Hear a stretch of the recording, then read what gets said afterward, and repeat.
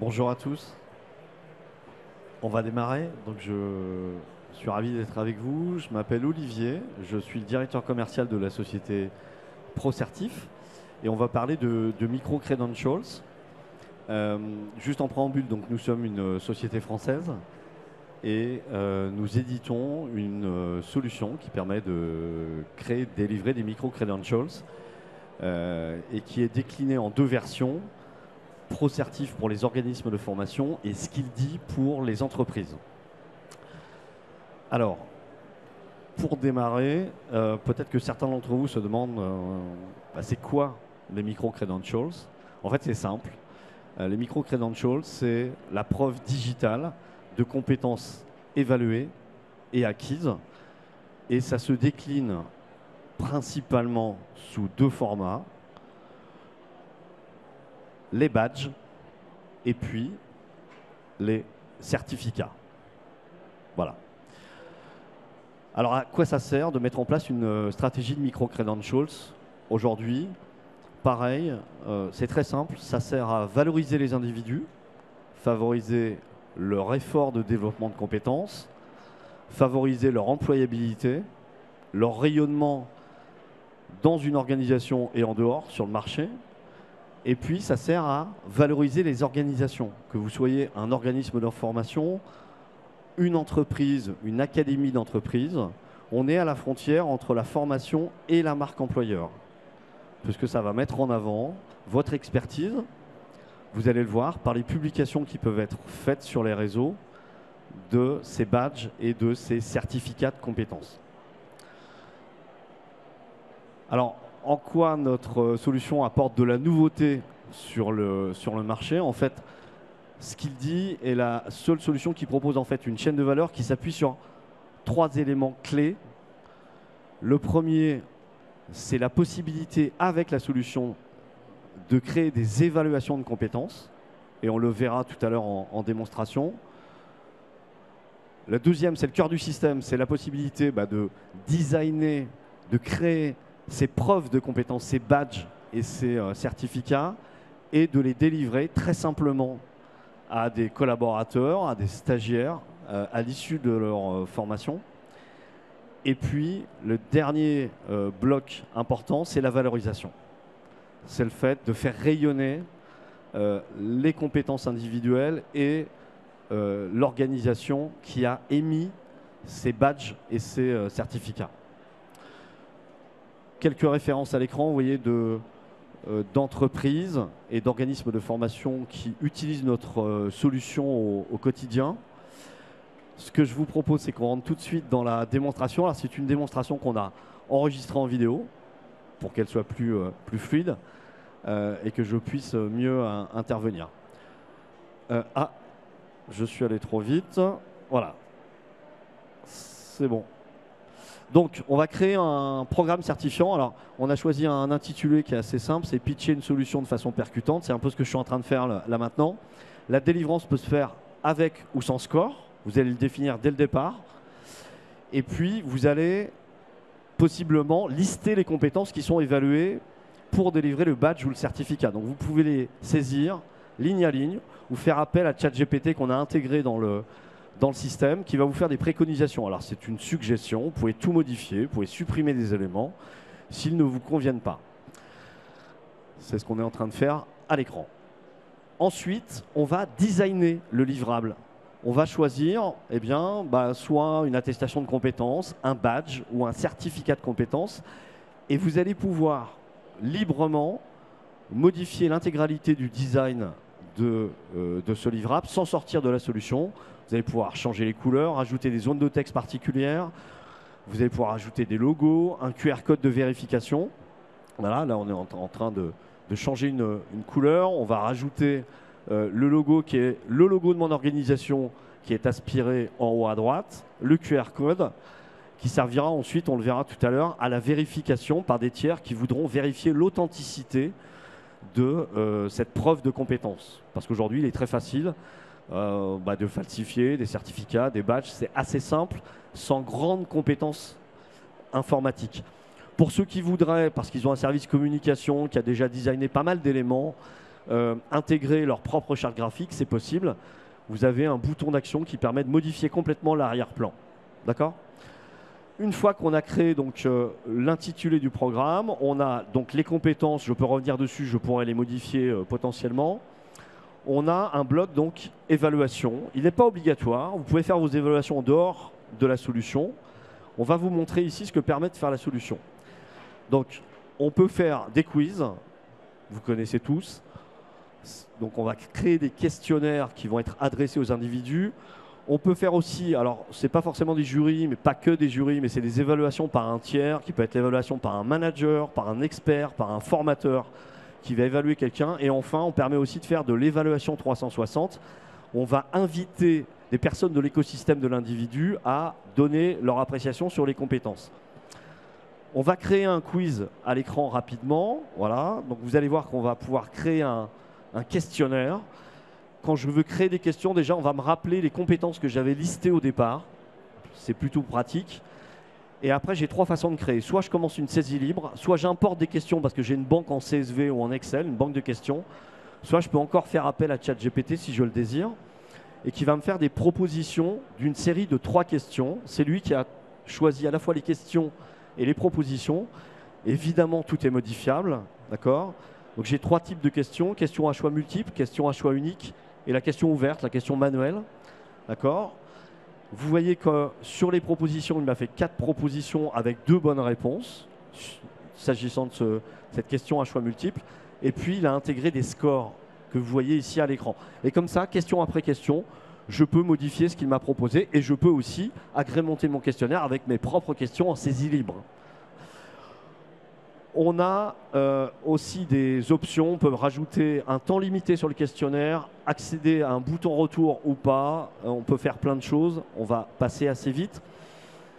On a créé ici une évaluation par un expert qui a déjà été créé. On a un player qui permet à chaque fois que vous créez de vous montrer ce que vous avez fait, que ce soit un quiz, l'évaluation de l'expert. Voilà, donc vous voyez ici un exemple d'un questionnaire pour un expert qui va évaluer la présentation d'un candidat. On peut être en fin de formation, on peut être lors d'une soutenance, on peut être lors d'une présentation ou d'une évaluation en situation de travail. Les questionnaires sont vraiment très variés dans les usages de nos clients. Voilà, on va mettre la dernière appréciation. Et puis, on va vous montrer donc la dernière catégorie qui est l'évaluation 360. On a un questionnaire qui a déjà été créé. Et ce qu'on va faire là, c'est qu'on va définir quel type de profil, quel type d'individu va venir compléter l'évaluation d'un collaborateur, par exemple. Et on va dire, s'agissant d'un pitch, les meilleures personnes qui pourraient évaluer de mes compétences, c'est vous en fait. C'est vous les participants. Donc on définit une catégorie. Donc ça peut être dans l'écosystème d'un collaborateur, ça peut être des clients, des partenaires, etc. à qui l'individu en question va envoyer le questionnaire en leur demandant est-ce que tu veux bien participer à l'évaluation de mes compétences. Voilà.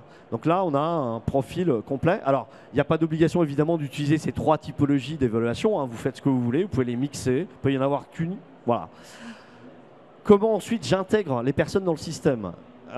Eh bien, je vais pouvoir ajouter les personnes selon différentes façons. On a des API natives dans la solution qui permettent de communiquer avec des systèmes tiers.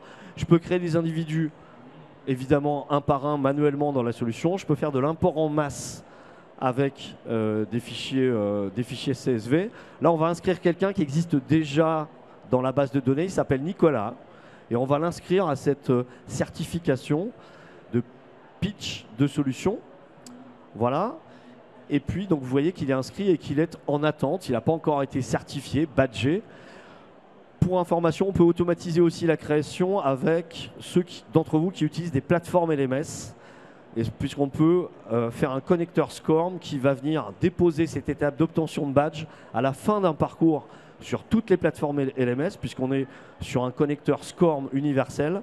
L'avantage de cette automatisation, c'est que vous n'avez pas de double saisie, vous n'avez pas besoin de créer les gens dans ProCertif auparavant. Quand ils vont arriver sur leur LMS, sur l'étape d'obtention du badge, en validant, ça va les créer dans le système et ça va les notifier. Alors justement, on va notifier Nicolas. Là, pour le coup, on va faire une action manuelle de délivrance. On va lui délivrer son certificat. Auparavant, vous voyez qu'on a un récap de l'intégralité de son protocole d'évaluation, étape par étape. D'accord, on a toutes les notes. On pourrait même aller voir ses réponses au quiz, les évaluations de son formateur. Et on va donc lui délivrer, en sachant qu'on aurait pu faire une délivrance automatique, puisque d'un côté, on a un score minimum de délivrance qu'on a créé au début du certificat ou du badge. Et on a de l'autre côté un protocole d'évaluation qui a été fait dans notre solution. Donc on aurait pu faire une délivrance automatique. C'est ce que vous voyez à l'écran. C'est ce que je n'avais pas fait au moment de la capture. Ici, on va délivrer manuellement et on va voir ce que ça donne côté ensuite délivrance. Et on va voir l'expérience de délivrance côté individu et on va voir la partie rayonnement, ce que j'évoquais tout à l'heure, et l'impact en termes de cartographie de compétences. Donc Nicolas a reçu un email, il a été notifié. Dans cet email de notification, on a un texte dynamique qui va bien lui dire s'il s'agit d'un badge ou d'une certification. On embarque l'image du badge émis et vous voyez des boutons d'action sur les réseaux sociaux. On a créé des connecteurs avec LinkedIn, Facebook, Twitter et WhatsApp. Et depuis peu, avec des réseaux intranet d'entreprises comme Workplace de Facebook et Viva Engage de Microsoft. Et Nicolas peut publier directement en un clic sur LinkedIn. On lui pré-rédige le post LinkedIn, on embarque l'image, il a juste appuyé sur le bouton. Donc on favorise au maximum la délivrance. Aujourd'hui, on a des délivrances qui vont au-delà de nos espérances. On a 50% des populations badgées et certifiées qui publient sur les réseaux, tous réseaux confondus. Et vous voyez, on embarque même l'hyperlien de la page entreprise de l'organisme émetteur. Donc le rayonnement est double, c'est le rayonnement individuel des compétences, mais c'est aussi le rayonnement de l'émetteur. Pour une entreprise, c'est la marque employeur, et pour un organisme de formation, c'est sa propre marque qui est mise en valeur. Vous avez vu le coffre-fort individuel. Nicolas peut aussi publier sa certification ou son badge dans la section licence et certification de LinkedIn pour que ça reste présent continuellement dans son profil. Et tout ça aussi, vous l'avez vu en un clic, toutes les informations sont pré-saisies au départ. D'accord ? On va le voir dans son profil en descendant. Là, on voit ses posts. Et là, vous voyez la section licence et certification de LinkedIn. Et toutes ces informations ont été poussées en un clic. Alors, ce qui est intéressant, c'est qu'en termes de rayonnement, un individu qui viendrait consulter la certification de Nicolas peut arriver sur votre page LinkedIn et par rebond sur votre site web et être intéressé par ce que vous proposez.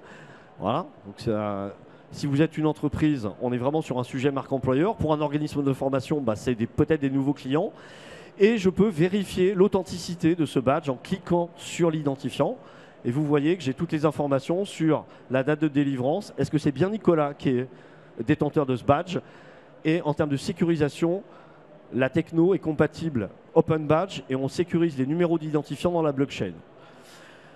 Ce faisant, j'accède sur le coffre-fort individuel de l'individu. Et là, vous avez une visibilité. On vous restitue sur une seule page, pour vous, l'intégralité des publications de votre communauté apprenante sur tous les réseaux. Et on pousse même, finalement, à développer la communauté, puisque vous pouvez aussi liker et féliciter automatiquement dans LinkedIn les personnes qui publient des posts grâce à un système automatique. Ce qui fait que vous n'êtes pas obligé de chercher. Voilà. Dernier élément, on vous résume l'intégralité de vos programmes certifiants et de finalement de la façon dont les choses se passent programme par programme avec sur une page unique des atteintes d'objectifs, d'accord, ce qui vous permet de piloter finalement vos compétences et la cartographie de vos compétences de façon beaucoup plus efficace parfois que certaines usines à gaz de référentiel qui ne sont pas toujours faciles à créer et à maintenir. Certaines des fonctionnalités que je n'ai pas montrées peuvent s'adresser directement aux organismes de formation. Si certains d'entre vous travaillent pour des organismes de formation, en particulier des organismes de formation détenteurs de titres France Compétences, on a des fonctionnalités additionnelles pour certains d'entre eux. Je pense à des obligations légales, d'accrochage certificateur, je pense aux enquêtes d'insertion, Je pense au jury, à l'émission de PV, avec signature des présidents de jury, etc. C'est aussi des fonctionnalités qu'on embarque. Je ne sais pas quelle heure il est, je ne sais pas où j'en suis du timing. Ouais, c'est pas mal. Est-ce que vous avez des questions?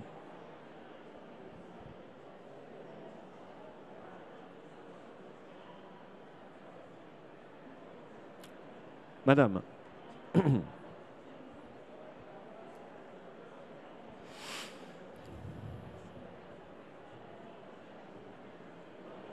C'est bon. Bonjour, Marie. Du coup, je dirige un organisme de formation. Du coup, la deuxième partie m'intéresse. Est-ce que vous pouvez nous en parler un petit peu? Oui, je peux vous en parler. Donc,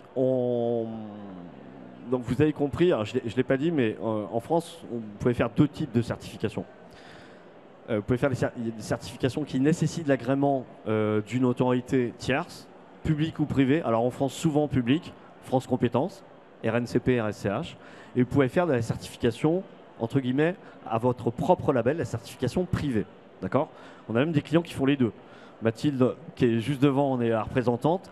L'ISTF, qui est un organisme de formation qui dispose de 2 titres RNCP, utilise notre solution, 3 pardon, excuse-moi, 3 titres, utilise notre solution pour délivrer des certificats de compétences RNCP, enfin avec tout le texte qui va bien, etc.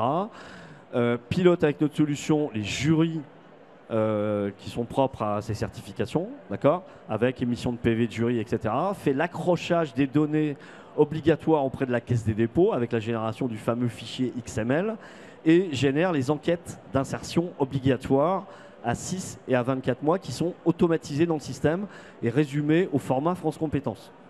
D'accord? Et ils font aussi la certification à leur propre label. Ils cumulent les deux.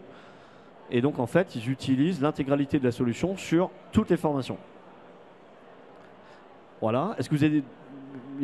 Sur la partie titre pro, plutôt du coup de la DRITS, est-ce que du coup vous avez un système qui correspond aussi et qui permet de faire tous les rendus associés au contrôle de la DRITS? C'est quoi les contrôles? Tous les titres pro en fait qui sont détenus par le ministère du Travail et non pas par le ministère de l'Éducation nationale. D'accord. Et on a tout un référentiel de différents PV, etc. également à remplir et à leur retourner pour valider l'authentification. Ouais, on permet de créer des grilles en fait. Dans les grilles que vous allez faire pour les jurys, on est capable de coller à tout type de questionnaire, à tout type de formalisme sur l'analyse, par exemple compétence 1, compétence 2, bloc 1, bloc 2, bloc 3. Enfin, la façon, on peut aller assez loin dans le design des attendus des clients, surtout sur les certifications titre pro ou France Compétences qui sont parfois assez complexes.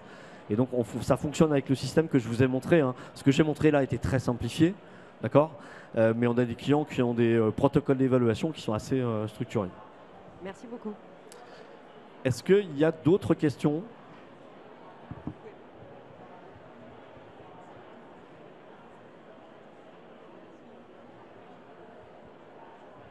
Alors, Jérôme Bruet, le fondateur de la société, si vous voulez prendre un petit peu de hauteur, fait une conférence à 14h, de 14h à 14h30. Je vous invite à y participer, à y assister. Il n'y aura pas de démonstration de la solution, on est vraiment sur une approche plus globale des bénéfices des micro-certifications.